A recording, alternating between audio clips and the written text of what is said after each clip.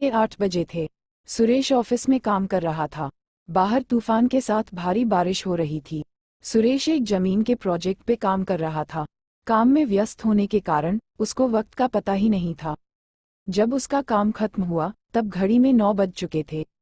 Battery कम होने के कारण उसका मोबाइल भी थोड़ी देर में बंद हो गया। जब वो बाहर निकला था तो उसके होश उड़ गए। काली अंधेरी रात थी, सुनसान रास्ता था और आसपास में कोई नहीं था।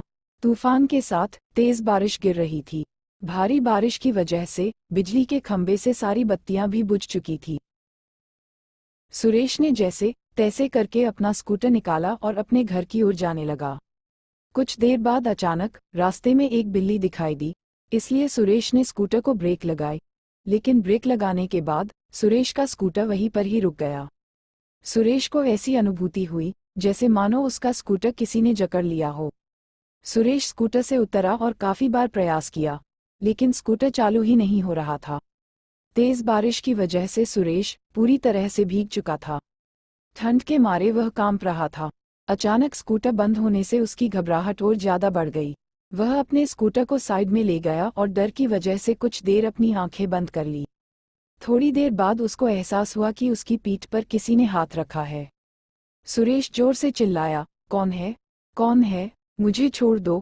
उसने पीछे मुड़कर देखा तो कोई नहीं था। उसने सोचा कि शायद उसका वहम होगा। वह बहुत डर गया था। अचानक उसने बत्ती बुझने और जलने की आवाज सुनी और पास में देखा तो उसके स्कूटर की बत्ती जल रही थी और बुझ रही थी। ऐसा कुछ पलों तक चला, फिर बत्ती बुझ गई। सुरेश को कुछ समझ में नहीं आ रहा था कि अब वह क्या करे।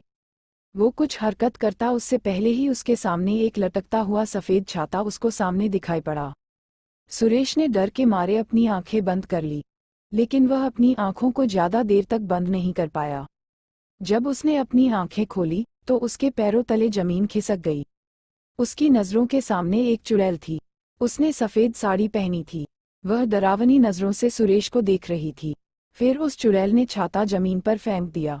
सुरेश ने देखा कि बारिश की बूंद चुड़ैल की साड़ी पर गिरते ही बूंद लाल रंग की हो गई। धीरे धीरे पूरी साड़ी लाल रंग में परिवर्तित हो गई। ये दृश्य देखकर सुरेश भयभीत हो उठा और अपना स्कूटर चालू करने लगा। सौभाग्य से उसका स्कूटर चालू हो गया और वह तेजी से अपने घर की ओर बढ़ने लगा। कुछ देर बाद वही चुड़ैल सुरेश के स्कूटर के सामने आ गई। सुरेश स्कूटर को नियंत्रित नहीं कर पाया और स्कूटर एक पेड़ पे जाके टकराया। पेड़ से टकराते ही तुरंत सुरेश की मौत हो गई। अगले दिन सुबह जब कुछ लोगों ने ये देखा तो पुलिस को बुलाया और लाश को सुरेश के घरवालों को दे दिया और पुलिस ने जांच पड़ताल करके ये बताया कि सुरेश की मौत अकस्मात से हुई। वह तेज रफ्तार से स्कूटर चला रहा होगा और नियंत्रण न रहने पर पेड़ से टकराकर उसकी मौत हुई। सुरेश की मौत के कुछ दिन बाद ऐसी ही तेज बारिश हुई जितनी उस रात को हुई थी। सुरेश के दो खास दोस्त थे, रमेश और परेश। वो दोनों सुरेश के साथ ही काम करते थे। रात के 3 बजे थे। रमेश अपने कमरे में सो रहा था। उसको आसमान से बिजली कड़कड़ाने की आवाज सुनाई दी। रमेश ने अपना ध्यान सोने पे केंद्रित किया। अचानक उसको ऐसी अनुभूति हुई जैसे किसी ने उसको एक थप्पड़ मारा हो। वह नींद से जाग उठा और आसपास देखने लगा, लेकिन आसपास कोई नहीं था। फिर थोड़ी देर बाद कमरे की बत्ती जलने और बुझने लगी। ये देख रमेश बहुत घबरा गया और कंबल ओढ़कर सोने का प्रयास कर रहा था। उसने महसूस किया कि उसका कंबल कोई पीछे से खींच रहा है। वह जोर जोर से चिल्लाने लगा, मुझे छोड़ दो, मुझे जाने दो। उसके कुछ देर बाद सब कुछ शांत रहा। फिर अचानक खिड़की अपने आप खुल गई और उसमें से एक हाथ बाहर से अंदर आया, जिसकी हथेली पर खून ही खून था। उस हाथ ने कसकर रमेश का गला पकड़ा और उसको मौत के घाट उतारकर रस्सी की मदद से पंखे के नीचे लटका दिया। अगले दिन सुबह रमेश का दोस्त परेश जब उसको बुलाने आया तब उसने ये दृश्य देखा और तुरंत पुलिस को सूचना दी। पुलिस ने जांच पड़ताल करके इसको खुदकुशी का नाम दिया और कहा कि रमेश ने तनाव और किसी बात के दबाव में आके आत्महत्या की होगी। हम आगे इसकी और भी जांच करने की कोशिश करेंगे। अपने दोनों दोस्तों की मौत के बाद परेश बहुत ज्यादा तनाव में आ गया। उसको मन ही मन ये लगने लगा कि अब तीसरा नंबर उसका है। उसने ऑफिस जाना भी बंद कर दिया।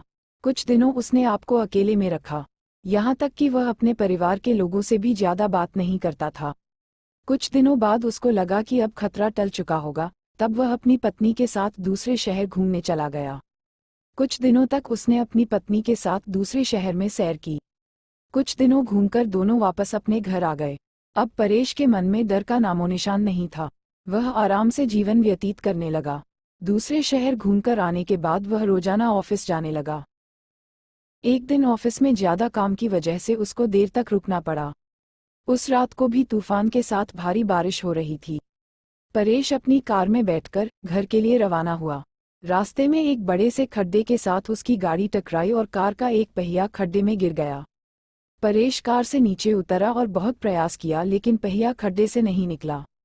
परेश कोशिश कर रहा था कि एक औरत वहां से गुजरी। उस औरत ने बड़े प्यार से रमेश को कहा, सुनिए, क्या मैं आपकी मदद करूं? रमेश ने कहा, नहीं, मुझसे ही नहीं हो रहा है, तो आपसे थोड़ी होगा। फिर भी आपको लगता है, तो आप एक बार प्रयास कीजिए। उस औरत ने कार को पीछे से सिर्फ थोड़ा सा धक्का मारा और कार का पहिया खड्डे से निकल गया। परेश ने उस औरत का धन्यवाद किया और उनको पूछा, आपको कहाँ जाना है? इतनी रात को आप अकेले कहाँ जाओगे? आप मुझे बताइए, मैं आपको जहाँ जाना है छोड़ देता हूँ। जी धन्यवाद आपका।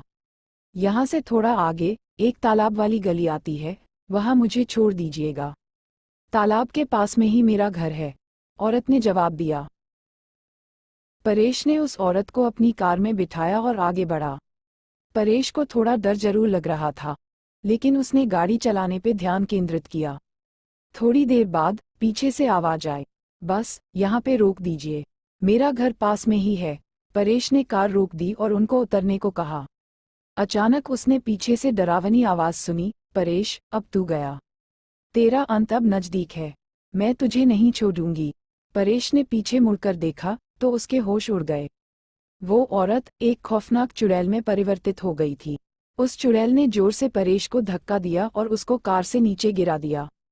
फिर परेश को घसीटकर तालाब की ओर ले जाने लगी। परेश बहुत चीखा और चिल्लाया, लेकिन चुड़ैल ने उसकी एक नहीं सुनी।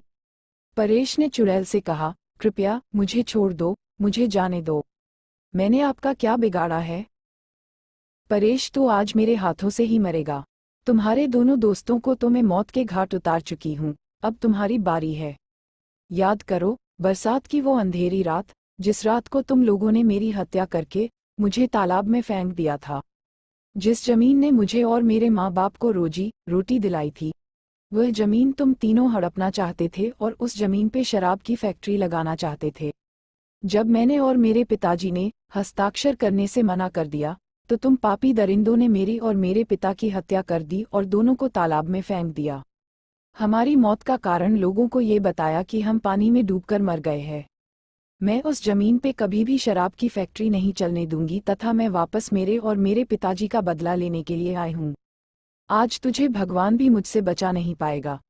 कहकर चुड़ैल ने जोर से धक्का दिया और परेश को तालाब में गिरा दिया और पानी में डूबकर उसकी तुरंत मौत हो गई। फिर चुड़ैल अदृश्य हो गई। दूसरे दिन किसी ने परेश की लाश को पानी में बहते हुए देखा तो तुरंत पुलिस को संपर्क किया। पुलिस ने जांच करके उसकी लाश उसके परिवार को दे दी तथा मौत का कारण ये बताया कि उसकी मौत पानी में डूबकर